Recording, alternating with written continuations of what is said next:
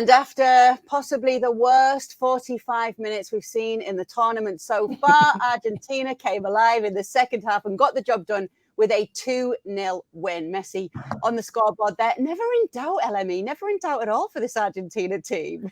Never in doubt. Never in doubt. Everybody knew it. Everybody knew it. Now, listen, the first 45 minutes, to your point, were not, it was unrecognizable from Lionel Scaloni's side, to be honest with you. But fair play to Mexico in the first 45 minutes. They were just frustrating them. But you just knew that those legs were not going to last 90 minutes. And obviously in the second half, little by little, step by step, Argentina came in stronger. You can't go 70% when you're trying to block a Lionel Messi shot. You got to go 100, even if you're going to foul him. And they didn't. Lionel Messi found the hole, boom. And Enzo Fernandez, my God, his first goal for Argentina was an absolute beauty. 2-0 for Argentina. We'll serve for the South Americans. Yeah, we'll get to him in just a moment. Even Magic Memo World Cup edition, Gab, could not stop that strike from Messi. No, I think he saw the strike late. I think the strike was a great strike because of the drama and so on. But I think Messi scored nearly 1,000 goals in his career. I'm guessing this probably, in terms of the technical feat itself, is probably not in the top half. But the scene, the way it came, how quickly he got a shot off, all of that makes it, I think, one of his most memorable goals. By the way, I have some breaking news, because right here on my phone, I got a message, and it's a message from my FIFA guys. My FIFA guy who loves passing me on bits of information. And you know that's been an issue with attendances in this World Cup. Are they real? Are they not real? And tonight, and I'm just going to read this to you verbatim. This is really fresh. Breaking news. Breaking news. Tonight's attendance, 88,966, is the highest in FIFA World Cup history. Since when? Let's turn to a little quiz. 88,966. Highest. I'll give you a hint. Estadio Azteca, 1986. Sorry? Estadio Azteca, 1986. Close. No, there was one more recently than that. Also final. Oh, more recently. What, the Women's World Cup? No, not the Women's World Cup. We're just sticking with men's. Okay. I'll give you a hint, Kay. Your husband was probably very sad on that day. Oh, okay. Oh. 1994, the Rose Bowl final. Oh. Italy against Brazil. So highest attendance since then, which to me sounds weird because these stadiums are big, but they don't feel enormous. But I guess they are. Well, the atmosphere was great today. Yeah.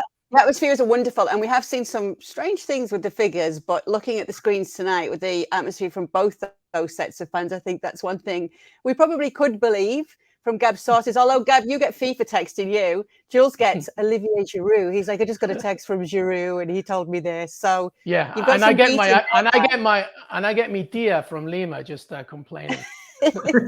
Meanwhile, as well, we've mentioned Messi, but Enzo Fernandez has just put that price tag way up because, by the way, many people were talking about him as a backup for Jude Bellingham if they can't get Jude Bellingham, the likes of Liverpool, Manchester United, Real Madrid, even Barcelona.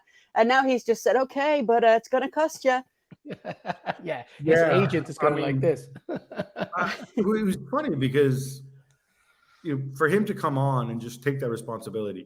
He's 21 years old, let's not forget. And you could say, all right, 1-0 up, worst thing that happens, the ball goes out and whatever, and it's late in the game. But he's got the personality. We see this, we've seen it week in, week out with Benfica this season. They've been so tremendous with that unbeaten run and whatnot.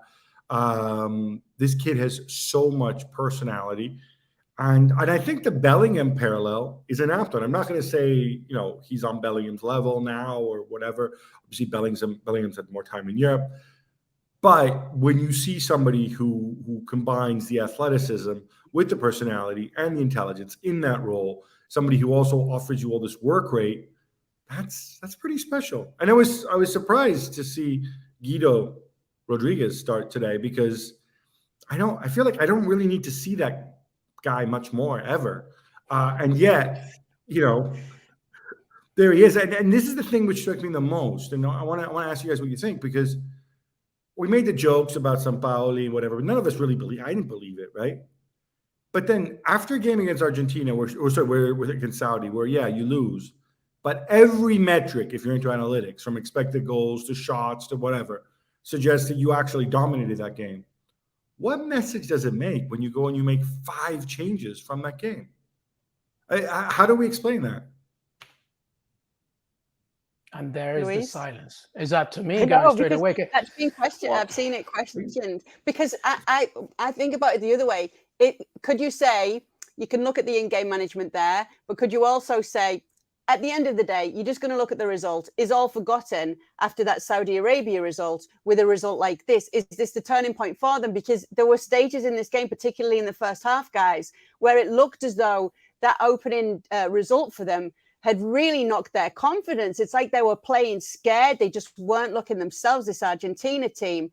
And you just wonder if now that's just going to change everything, change the chip. Okay, we've got this and we can get through this, because obviously it's not done yet. The group is actually, it's more complicated than a Facebook relationship status right now. And we'll try and get down to it as it comes in. But I think it could be the turning point, Gab. Yeah, I agree. Let me just jump in here for a second. The first 45 minutes, I saw something very unrecognizable from Lionel Scaloni's side. But to everybody's point, I think actually it was just the permutations of what would happen after Saudi Arabia. However, I think Scaloni's changes were smart. And he was basically thinking to himself, look, I was just being reactive in the first half. I want to see what Mexico is going to bring. And they had that trio of Herrera and Guardado and Chavez and Alexis Vega just like killing himself for every single ball. And I think at that point, Scaloni said to himself, all right, look, I'm going to start with Guido, because even though he's not going to give me electric highlights, at the very least, he won't completely mess up. Di Maria was switching wings, et cetera, et cetera. And then the 5 changes, I think it was kind of like this Muhammad Ali to George Foreman thing, where it's like, all right, we're just going to let them get tired, let them keep pressing. And then boom, we're going to hit them with our brilliance minute by minute, which is kind of what you saw in the second half. So fair play to Scaloni for the changes and the second half. And of course, as Gab was saying, just, players like Enzo Fernandez showing his absolute magic, and Lionel Messi, of course. Okay, but then here's the question, right? You start out with 11 players in your first game. You play well and lose, because they did play well.